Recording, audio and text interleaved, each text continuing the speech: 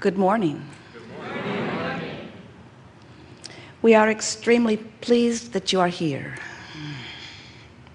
It is good to come together for the purpose of co-creating. Do you agree? Yes. You are knowing what you are wanting? Yes. Really?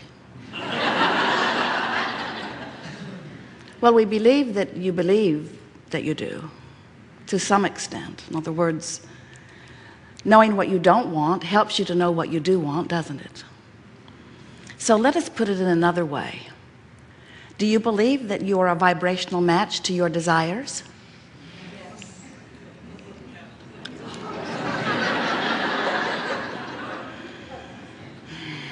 Really?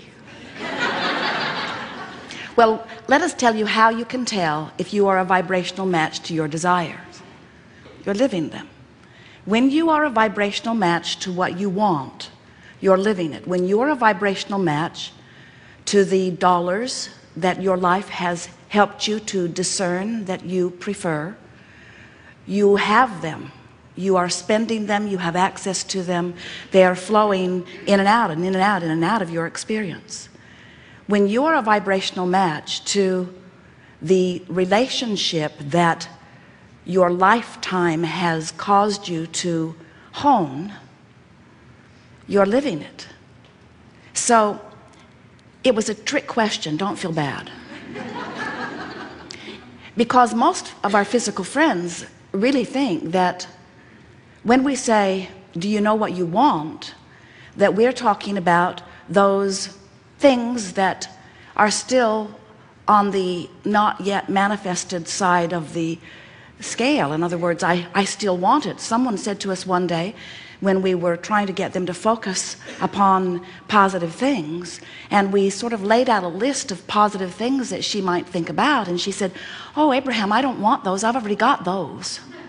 And what she really meant was, the things that I want are the things that have not yet happened. And we want to help you to realize that if you're thinking about things that you want from the standpoint that they have not yet come to fruition, that they are still missing in your experience, that you are still living the absence of them, and even more important, if you are feeling any negative emotion around them, such as frustration about how long it's taking, or disappointment that it has eluded you while someone else is living it, then that is really a strong indicator that the vibrational frequency that you are offering on a regular basis, you might even call it a chronic vibrational offering, which is what a belief is, then you're holding it in a sort of suspended position where the distance between where you are and where it is not closing. In other words, that's why so many people live for so long in the same situation. Have you known people like that have a bad relationship and they complain about it every time you get together with them, and the relationship then ends because they finally have enough and they close that door, and then first thing you know, they're telling you about a new relationship, and the next thing you know, they're complaining about that one too. And if you have any kind of memory at all, if you're paying attention to them at all, or maybe it's you we are talking about, then you have to be noticing that different faces, different places are moving through their experience, but not very much is changing. It's like they keep marrying the same person over and over again. They keep dating the same person over and over again. They keep moving into the same neighborhood with the same neighbors and living in the same houses with the same problems. Jerry will say to Esther, you still got that floor thing going on, don't you? As project after project has a problem with the floor. And Esther will say, I care about floors. And Jerry will say, that's obvious. If you weren't thinking about them at all, we could get a perfect floor. You have these patterns of thought. And law of attraction is helping you to sustain the pattern of thought that you have. A belief is just a thought you keep thinking. And so early on in your experience, by your exposure to life, you began developing some patterns of thought. Sometimes they were carefully taught to you by others. Sometimes it came because of something that you observed and then talked about and then remembered and then attracted again and then talked about it and then remembered and then attracted again. In other words, life is very interesting here, isn't it? You can't talk about anything for very long before it begins to replicate itself in your life experience. And it's what makes you develop your patterns of what you call truths.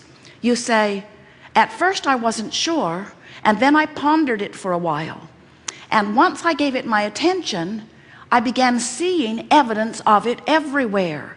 And now I believe it, and now that I believe it, it's manifesting in my experience. And we say, that's really wonderful, isn't it, if it's stuff you want? But if you are repeating patterns of thought about things you do not want, and in your environment, oh, you are very, very good at that. You have this sort of mass consciousness theory that goes like this. If we don't beat the drum of our history, we are sure to repeat it again. And we say, the contrary is true. The more you beat the drum of anything, the more you activate it in your vibration. The more it is activated in your vibration, then the more law of attraction is matching you up with things like it. And the more law of attraction is matching you up with things like it, the more you observe it. And the more you observe it, the more you talk about it. The more you talk about it and observe it, the more you beat the drum of it or offer the vibration of it. The more you offer the vibration of it, the more law of attraction matches you up with it. The more law of attraction matches you up with it, the more you're living it, the more you're talking about it, the more you're beating the drum of it, the more you're offering the vibration of it. The more you're offering the vibration of it, the more the law of attraction lines you up with it. The more law of attraction lines you up with it, the more you notice it. The more you notice it, the more you talk about it. The more you talk about it, the more you offer it vibrationally. The more you offer it vibrationally, the more law of attraction lines you up with it. The more law of attraction we could go on. Your life experience is showing you that you just cannot keep telling the same story without continuing to live the same circumstances.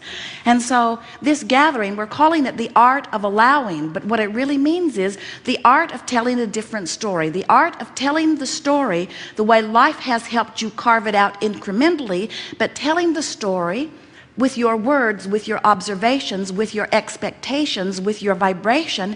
Then when law of attraction is responding to your deliberate offering of thought, now you're getting what you want, not just what you're observing.